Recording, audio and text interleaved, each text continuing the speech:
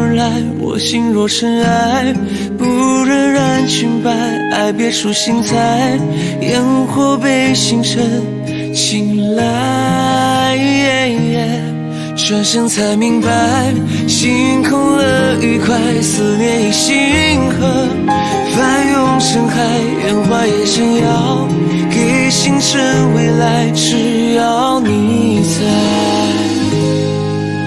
烟花也怕盛开，看着你眼里光暗了下来，才想自己活该，心动了却怕配不上你想要的未来。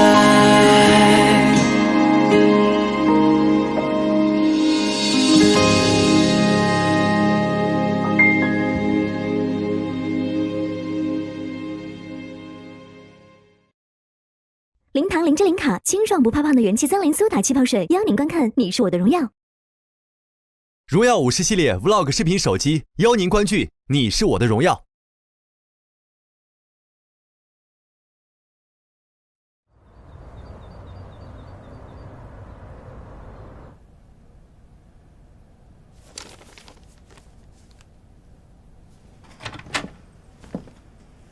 我们多点几个菜吧，如果吃不完就打包给好花，有好几个味道我都想尝尝。晶晶，我想请你帮个忙。什么忙？我碰见了我的老师和师母，他们也在门口等位，但是呢，前面还有10几桌，所以可不可以把这个包厢让给他们？啊，我请你到别的地方吃。可以是可以，但为什么不能一起来吃啊？你不介意？我为什么要介意啊？我请他们去。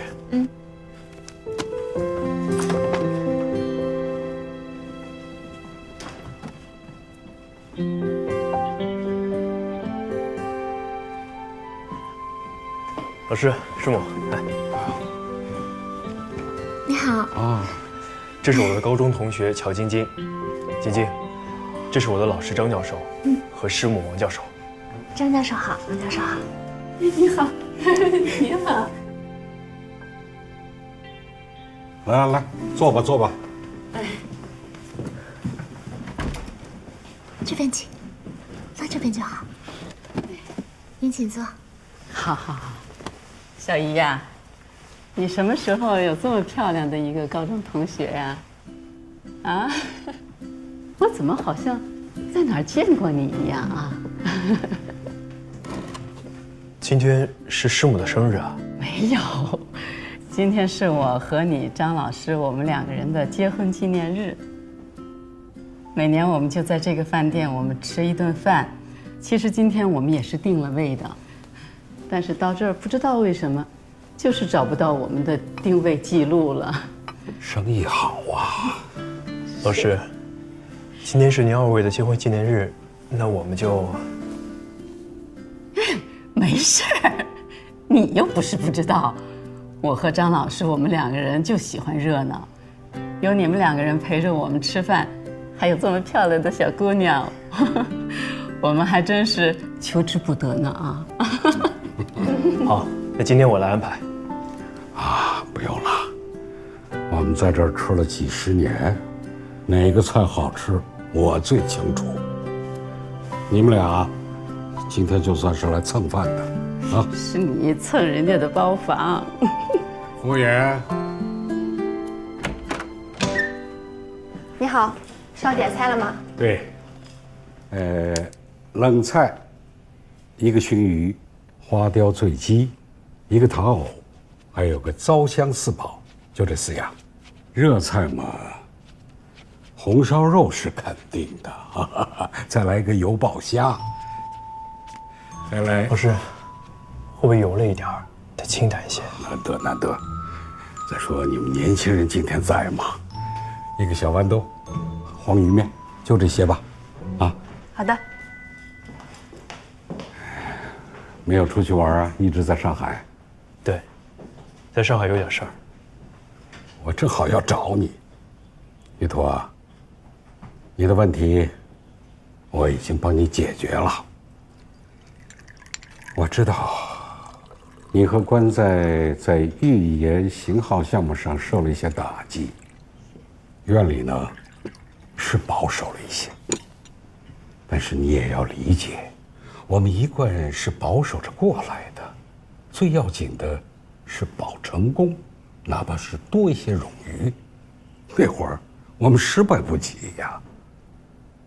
但是如今的形势变了，国家变强了，我们的思路也该变一变，要鼓励年轻人去创新。之前你一时意气说要走，我也理解，所以让你先休个假，缓一缓冲动。其实这1个月啊，我也没闲着，跟胡所进行了多次探讨，院里的想法也有所松动了。你们的项目是未来啊，你和关在都是领导们很重视的下一代领军，我们不希望你们现在旧思维里一成不变。假期差不多了吧？回来以后和关在好好的再把你们的方案论一论，争取得到院里的支持啊。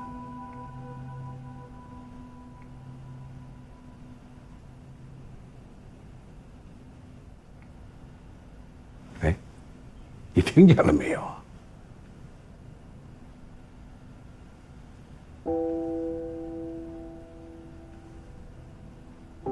你是不是还想走啊？别再谈工作了，放松放松。啊，来，你让他说。你还有什么原因？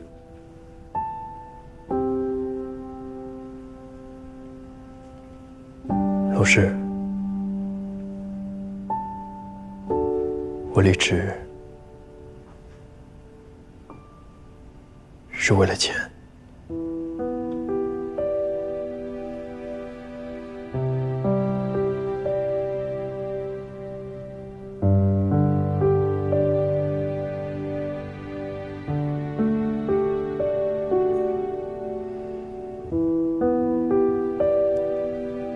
我理解，这些年走了许多人，他们的选择我都能理解，我只是觉得有点失望啊。于途啊，你太让我失望了。你是我最得意的学生，我以为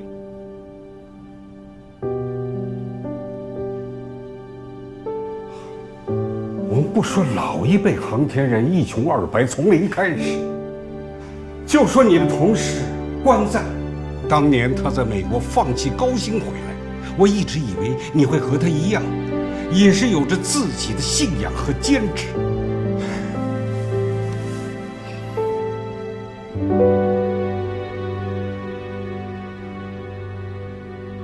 可是于途也是放弃过高薪的。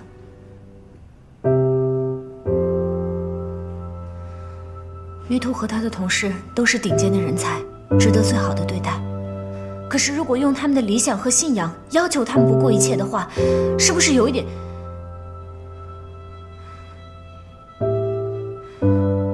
是不是有点绑架？晶晶。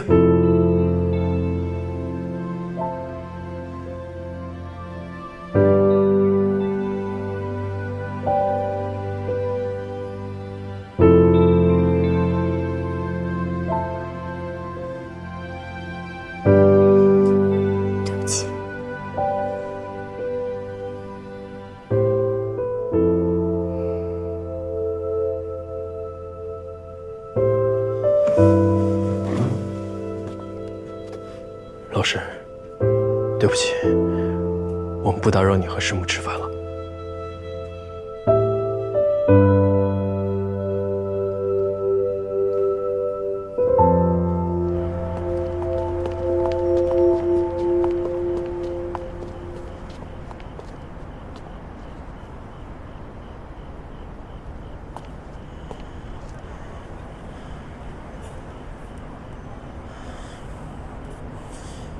你享受了这个社会最大的红利，不该对老师说出这样的话。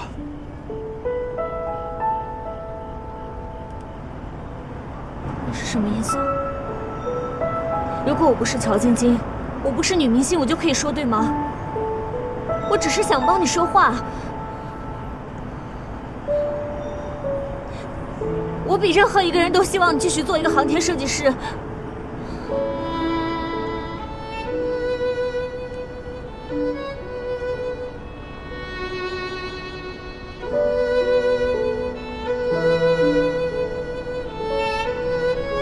为什么？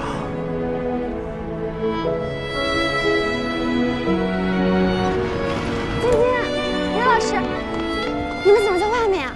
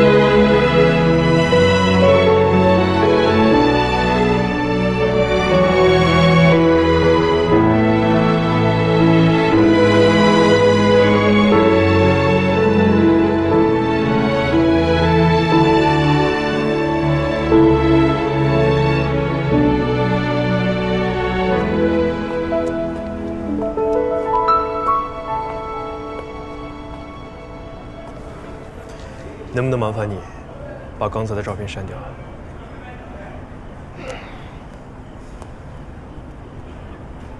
啊，谢谢。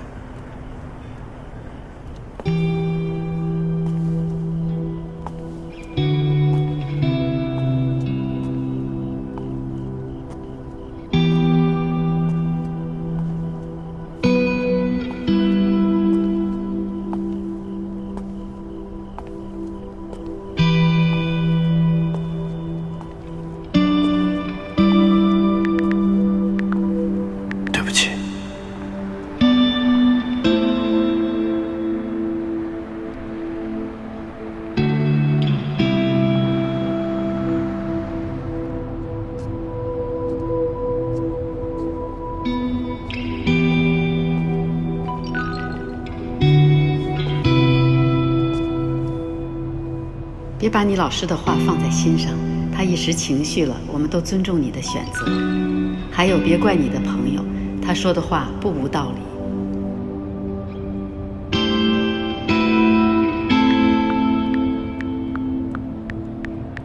谢谢师母。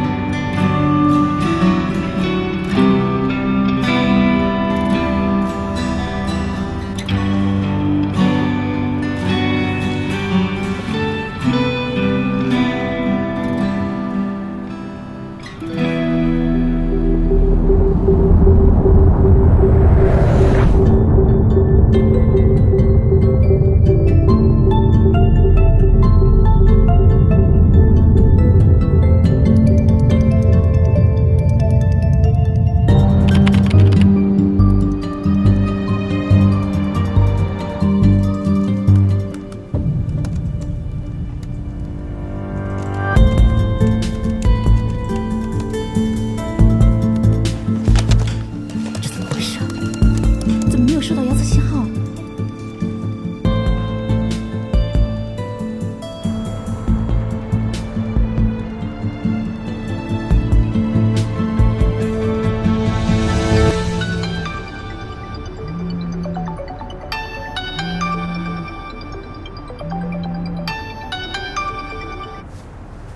鱼头，JX 号在轨卫星突发故障，姿态失控。不管你在哪里，立刻结束假期，用最快的速度赶到西北卫星测控中心。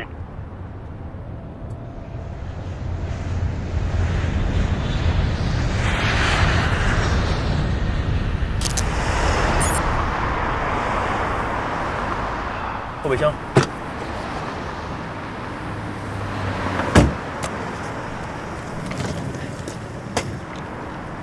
怎么着？老胡一个电话直接过来了。先去所里拿了资料，赶上了飞西安的最后一班飞机。哎，你怎么在外面？我从北京过来的，比你早到了一会儿。老胡说你也来，我就等着你一会儿。现在什么情况了？所里没细说。进去再说吧。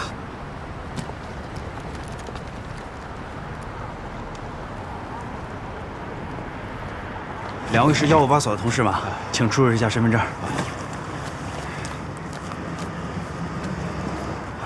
这是2位的通行证，跟我来吧。好。这边。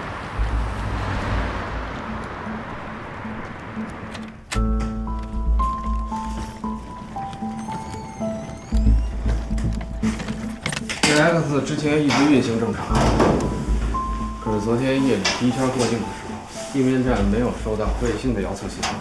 西北测控中心第一时间把这个消息通知了咱们总体。地面站王发测控应答机发射谋发切换飞机指令，连发了3次，还是没有接收到卫星所发出的遥测信号，直接失联了。切换到背机也没信号。JX 卫星测控应答机的主备机是异构备份的，同时出现故障的可能性极低。可是已经发生了，咱们俩是咱们所先到的，其他参加过 JX 的同事身上都有任务，明天才到啊。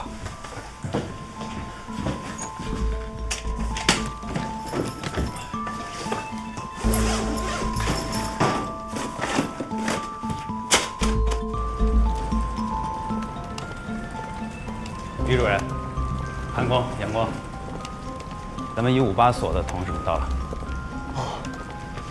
你好，你好，你好，你好。我跟2位介绍一下，这位呢就是我们测控中心测控技术部的李主任，这位是我们测控技术部的杨工、韩工。158所关在 JX 总体主任设计师，158所玉图 JX 总体主管设计师。胡所在太原出差，还有其他工作没有忙完，最晚明天下午赶到。太好了，辛苦了，小吕啊。没有，接待都准备好了吗？招待所已经安排好了，你放心。先不急，李主任，我想先了解一下 JX 在轨的最新情况。来之前提交的昨天晚上第2圈、第3圈的指令单，发射后恢复下行信号了吗？是这样，入境的时候指令已经发送，但是现在我们仍然没有接收到下行信号，切备机指令盲发后均没有反应。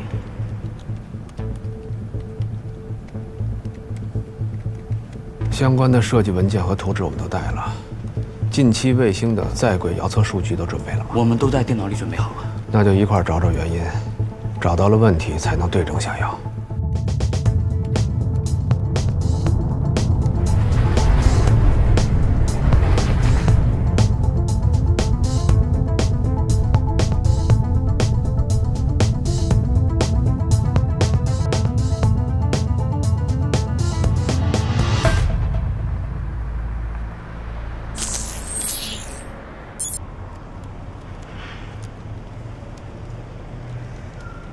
哎，没事吧？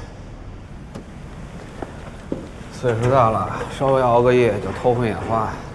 以前搞机头啊，几个晚上就几个小时我都不用。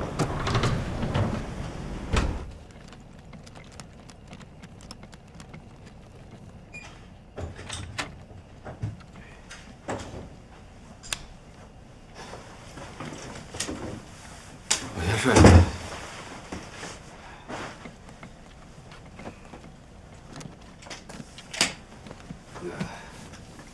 又接到了部委用户的电话，国家投了那么大的一笔经费做卫星，现在业务中断了，部委一直在追问情况。我们是不是找找别的方向？别一直盯着印塔机，也有可能是电源的问题。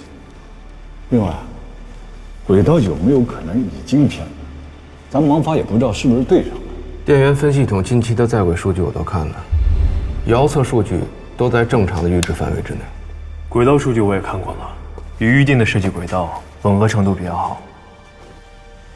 不过我和关总，我们是搞总体设计的，最终的结论还是要等电源和总体轨道设计师来了才能定论。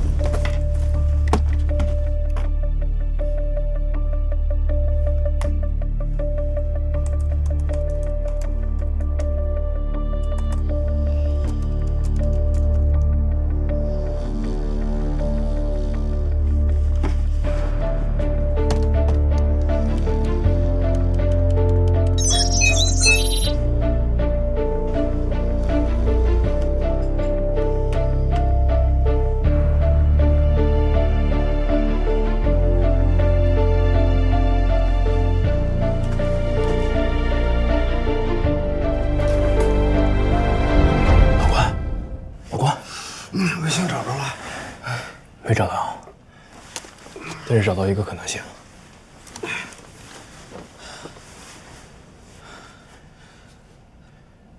走，去开会。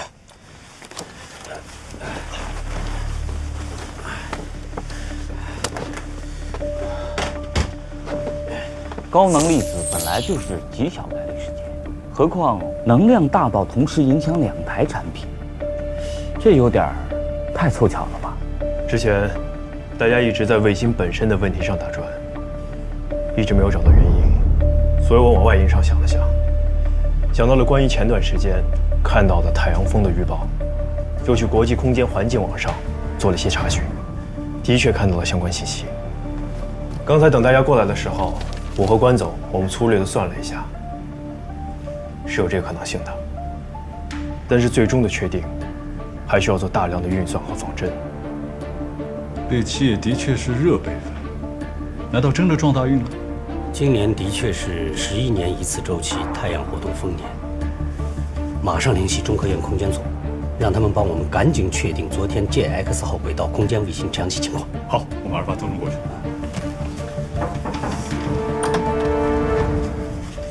李主任，158所的胡所长和参与研制 JX 的同事们来了。哎呦，老李，哎呀，胡所，你提前到了。哎呀，抓紧时间办事儿，连夜坐车赶来了。咱俩就不寒暄了啊。JX 的最新情况怎么样？你看我这都气得快冒烟了。这激杠 X 是我转行政岗前最后一个信号，要是真的这么丢了，我这一辈子都过不去。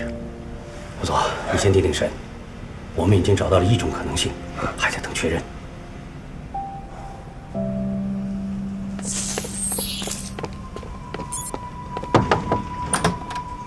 中科院那边回复了，的确在卫星在轨故障的时刻发生过太阳风暴事件。赶紧做仿真验证，确定卫星轨道以及故障时刻和太阳风暴的影响导致小高能电磁暴范围是否匹配。好。要多久能出结果？2个小时以内。那还来得及在今天抢救。总体轨道岗立刻进行对卫星轨道的计算，推算出后续卫星精准的过境时间。测控新物岗组织进行指令编写，电源岗符合之前星上的能量情况，确定是否存在供电安全。另外，太阳风暴只是目前看起来可能性最大的原因，但还要等确认的结果。其他人要想一想，会不会有更深层次的原因？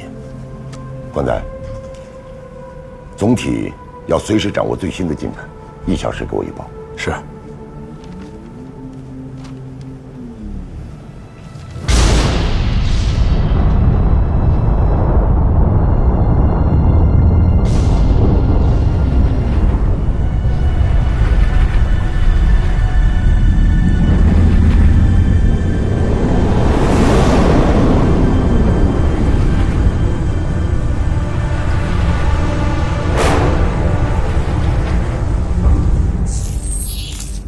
经过仿真验证分析，的确发现 JX 号卫星在昨天夜里第一次入境前，恰好遇到了11年一次的高能粒子群，能量极大，2台测控应答机很有可能均受影响，同时发生了单粒子翻转，影响了整个卫星的通讯系统。针对这样的情况，我们已经制定好了抢救措施。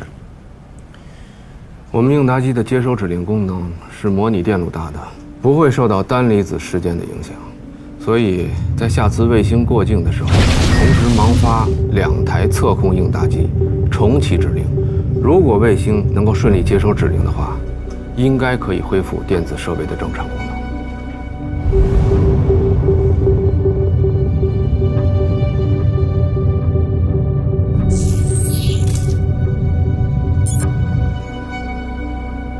各岗位注意，佳木斯站报告，卫星1分钟后入境。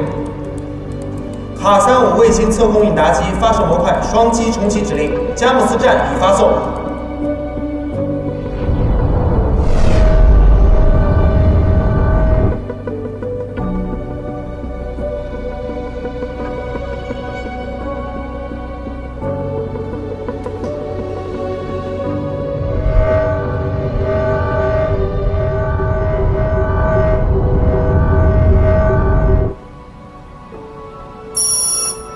遥测了，卫星遥测已收到，信号正常，请各系统抓紧判读。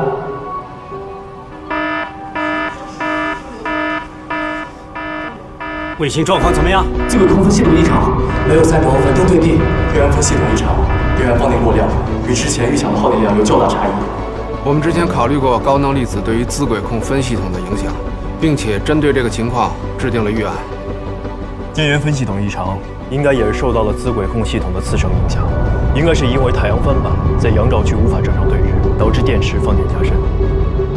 所以我们的首要任务是尽快的降低卫星功耗，保证卫星的能源使用，以及尽快的矫正卫星姿态。现在按照预案发送指令，关闭所有不必要设备，减小用电量，同时发送卫星对日定向指令，使卫星翻版对日。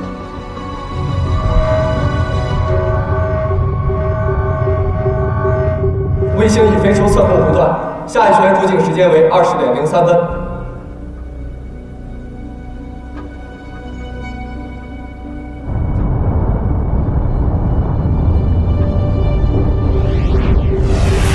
各岗位注意，昆明站报告，卫星已入境。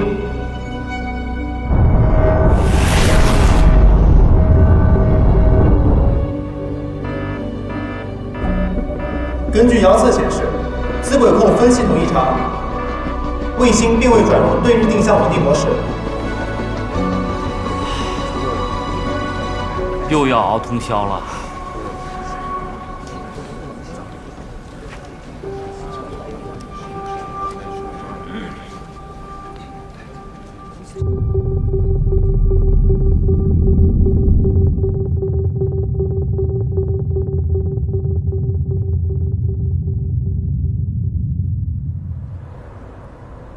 把改好的合同发到我邮箱啊，最新版的啊。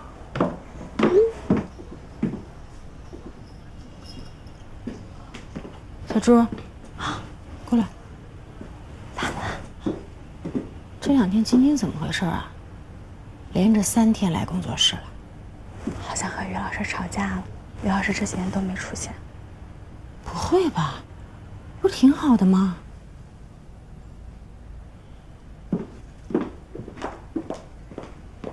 晶晶啊，告诉你个好消息，离岛那边的合约返回来了，条件还不错。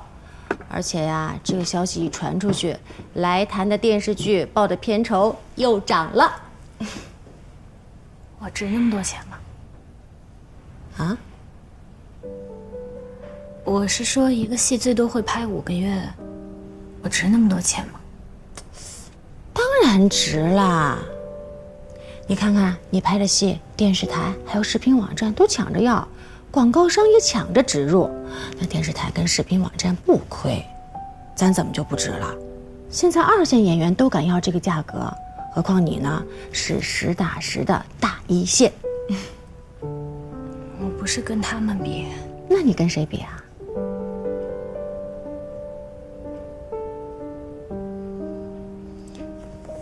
我想这些是不是太矫情了？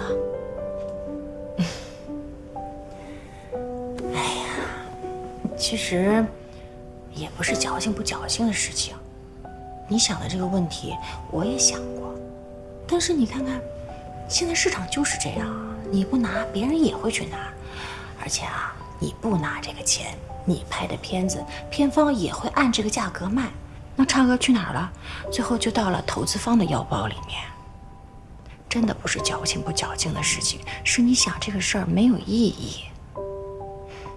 那我再问你，如果说有一个戏来找你，片酬几千万，你会说不行，我只要几百万吗？不会。所以啊，你想这个有什么意思？我们就做好自己的，好好拍戏，别出幺蛾子，对得起人家的作品，对得起人家的钱，把我们该做的慈善实打实的做好了，这就可以了。你看看你干嘛呀，愁眉苦脸的啊？怎么忽然间想到这个了？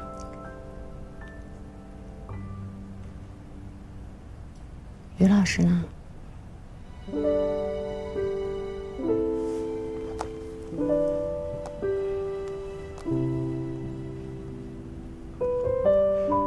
那行吧，那我先走了啊。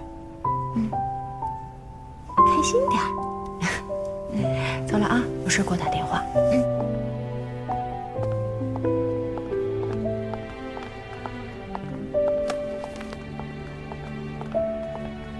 你帮我看着他，要是万一有什么情况，打电话给我。我先走了。好，放心。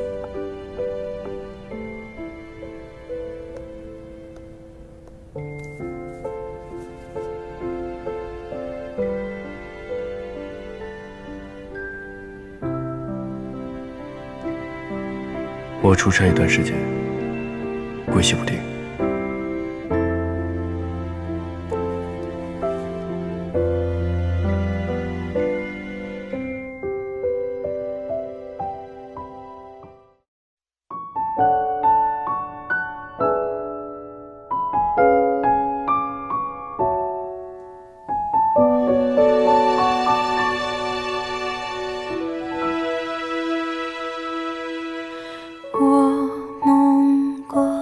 星光牵衣袖，白色衬衫抚琴手肩头。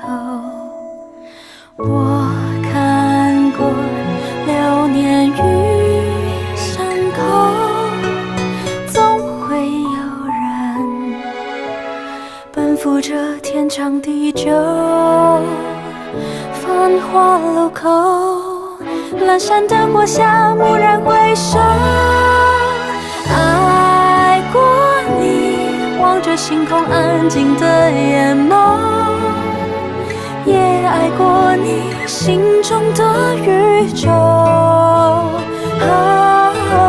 时间不停留，记着遗憾珍藏的夜舟，风经过高楼，已无人等候。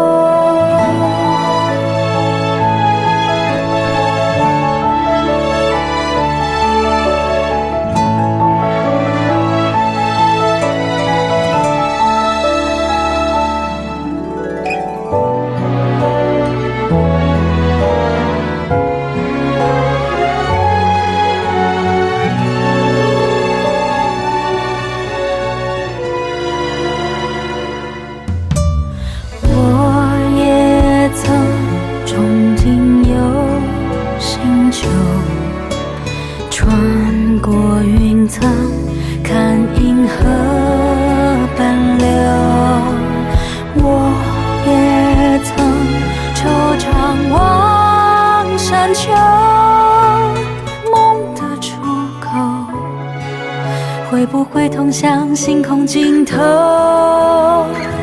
蓦然回首，我在那一条星河漂流，遥望